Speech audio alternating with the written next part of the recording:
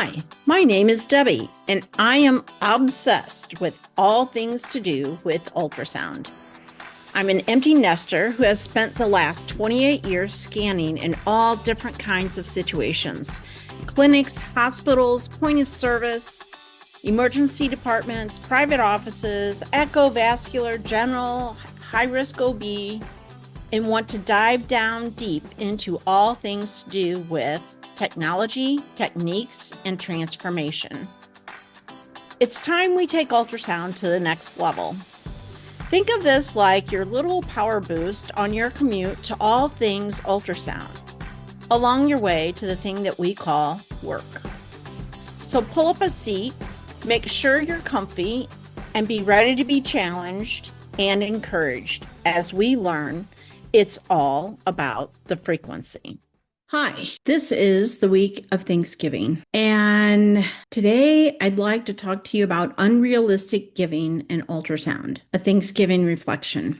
Welcome back to It's All About the Frequency. The show today is going to explore all things ultrasound, our craft, our patience, our growth, and the stories that shape who we are as sonographers. As we head into the Thanksgiving holiday, I wanted to take a moment to first just say thanks for listening. Thanks for following. This has been a new adventure for me, and it's been so fascinating. And I've met so many wonderful people who contribute so much to our profession. And it's just been a privilege to talk to you guys, to get to know you, to see what you bring to ultrasound, the world of ultrasound, and everybody's journey, and how it can be different, and how there are so many more options nowadays for all of us as ultrasound techs than what there were many years ago. So thank you. Thank you for listening. I also wanted to take a moment to talk about something that's been resonating deeply within me, and that's about giving. And not just gratitude, and not just turkey and pie and hugs and kisses to family and friends, but the idea of giving in a way that transforms people, about being present, about maybe you're not perfect, but you're there, or you see their pain, or you see their anxiety, and you acknowledge it,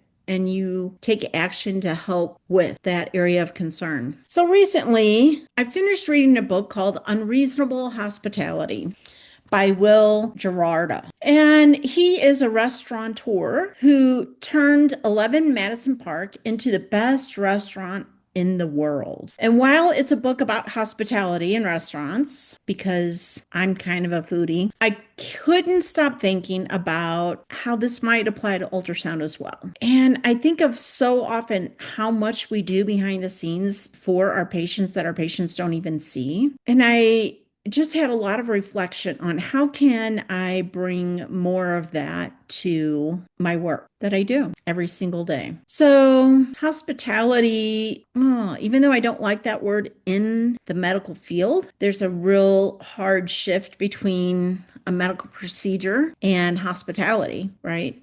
However, when I stop to think about it, I do think that when patients choose to come to where we are at, whatever location that may be, to do whatever ultrasound we are doing, we are hosting them. We are saying, thanks for coming to us. Thank you for entrusting your health to us, to me, to whoever is doing their ultrasound. So I myself like to be very hospitable. I used to invite everybody for barbecues to my house and have big barbecues or dinners or Thanksgiving dinners or Christmas dinners. And it's a lot of work. It's a lot of work, but it was very intentional when I did it. There were certain dishes that I made for certain people because I knew that was their favorite or that's what they enjoyed. And we usually would only have it at holiday time and not every other day during the year. And so I brought a lot of intention to how I decorated the table and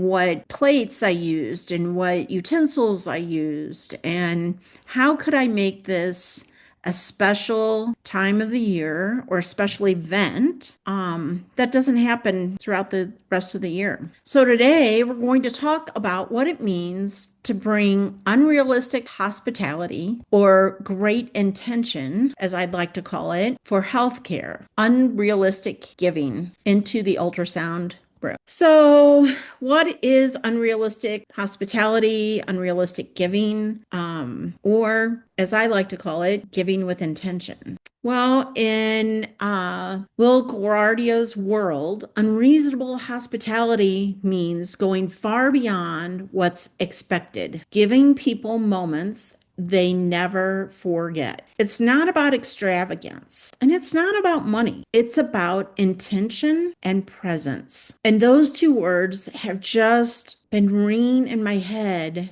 ever since I've read that book. And I can't get them out of my head. And so I am just going to try to bring this message to you guys and see what kind of ideas you guys come up with, even. It doesn't sound like ultrasound, but we do a lot of things with intention that oftentimes our patients know nothing about. And so I'm wondering how we can bring that more every day to patients' awareness, possibly. So every day we walk into the rooms with people who are scared, worried, excited, grieving, hopeful. And even though we're there to take pictures, to gather data, we all know that the real work is human. Guardia says, Guidara, I'm sorry, I probably am mispronouncing his last name, says hospitality is being on the guest side. In healthcare, that becomes be on the patient's side. And being on their side sometimes looks like the tiny little things. Today I had a patient and she had a history of a stillbirth at 31 weeks. And today she was 33 and change, 33 weeks and something. I can't remember exactly. And so I asked her, how's your anxiety? And she said, how did you know I had anxiety? I said, well, I reviewed your chart and I saw that you had a stillbirth at 31 weeks. So if I were you, I would be having a lot of anxiety. Like, what can I show you? What can I do to help you with your anxiety today? She immediately broke down in tears over just that one little thing, over me paying attention to her history and me bringing attention to asking her about how she was doing at this time, right? Her husband was there and had no clue that was under her facade, right? He was very well aware what was going on and how the timing of everything, but maybe she didn't have time. Maybe she was busy taking care of the other kids and didn't have time to process it. And all of a sudden, now she has the time to process it because we allowed space, a safe space for her to let it out. So some of the other things it may look like is pulling up a chair before delivering difficult instruction, slowing down when they're anxious, letting silence sit when needed, celebrating small good news. Oh my gosh, how often do I do that? I'm amazed at how much anxiety we as women hold on to. And sometimes I feel like we look for it, right?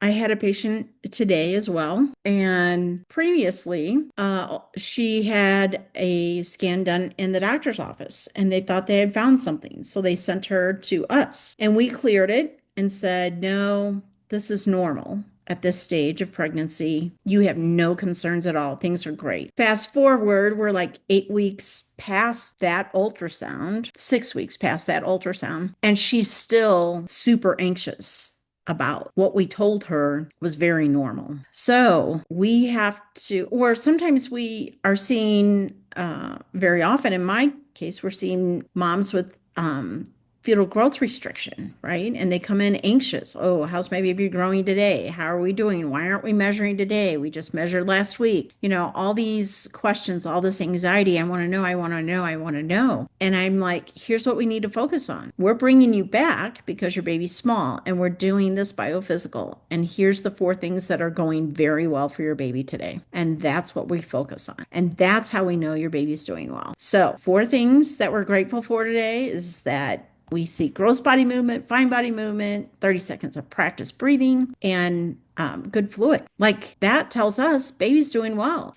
So we have to redirect their anxiety, their concern, their worry to what is going right. I'm constantly reminding you, we've got more good news going on than we have bad news, right? And how often, as moms, or as just human, we're looking for the bad, right? So sometimes it's just celebrating the good news. Sometimes it's remembering their partner's name. And sometimes it's helping someone breathe through the moment, right? I remember a lady I did years and years ago, and we were doing a fluid reduction, and her uterus was starting to cramp, and her and I had kind of developed a rapport through earlier ultrasounds, and I was able to say, okay, come on, you're going to breathe with me in through your nose, out through your mouth. And I caught her attention enough for her to just follow along with my breathing, and we got so much more fluid out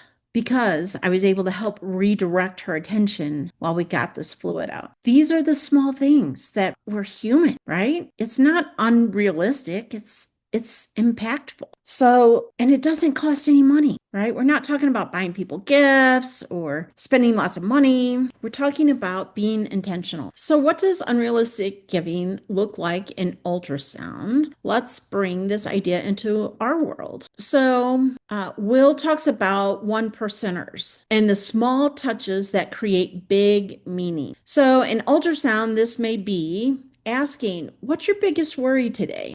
Or saying, hey, you're doing great. This is a safe space for you to process all your feelings. Holding a patient's hand during a difficult moment. When the doctor has to bring bad news, we can be there with the tissue. We can put human touch, hand on their shoulder, hand on their leg, hold their hand, and adjusting the room to match their comfort. Anticipation communicates care without words. I loved that quote in the book because I thought, wow, that's amazing, right? Making people feel seen and valued is another way. So Will believes the best hospitality is helping someone feel known. In healthcare, this is everything. And so this is what I talk about when I talk about preparation or preparedness.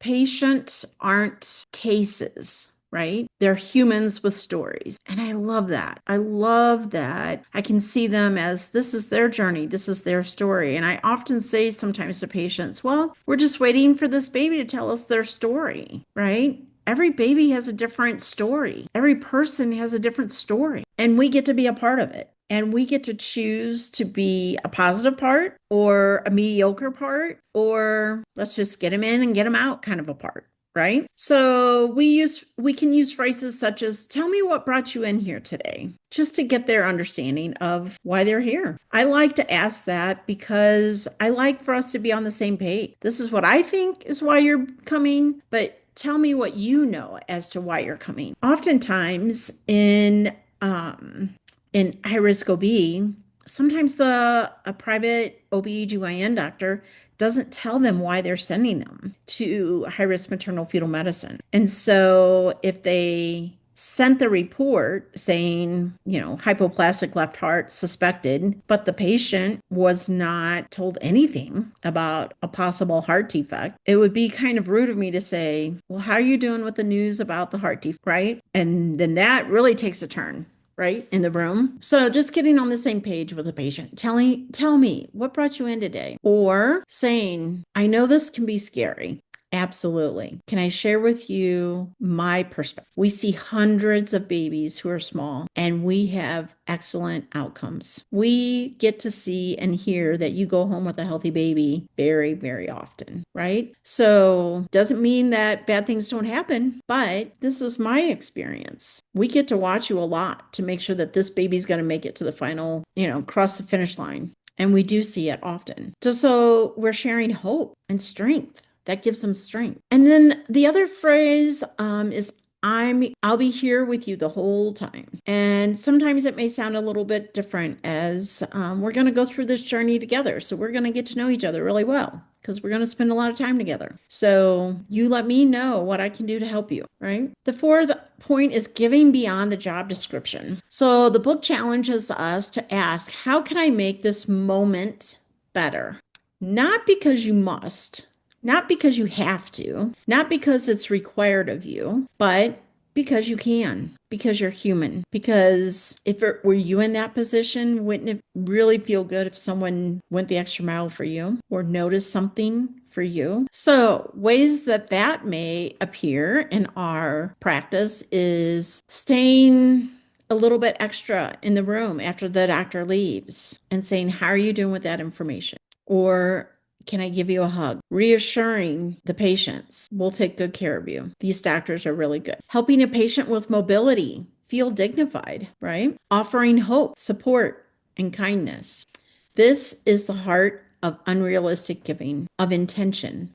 Going just a little further, not because it's expected, but because it matters. The other perspective I want to bring to this is we're very focused on giving to our patient and being intentional with our patients. But what if we also turn that around for our physicians? What if we were so intentional with what our doctors liked, what they paid very close attention to, what they preferred, so much so that we got to know them like the back of our hand, that we provided information before they could ask us, that we gave grace and patience when they needed it. We spoke well of them to our patients in front of them. We didn't speak bad of them behind their back. Then also my mind went to how we treat our coworkers. So are we intentional with our coworkers? When I'm reviewing a case and my coworker was kind of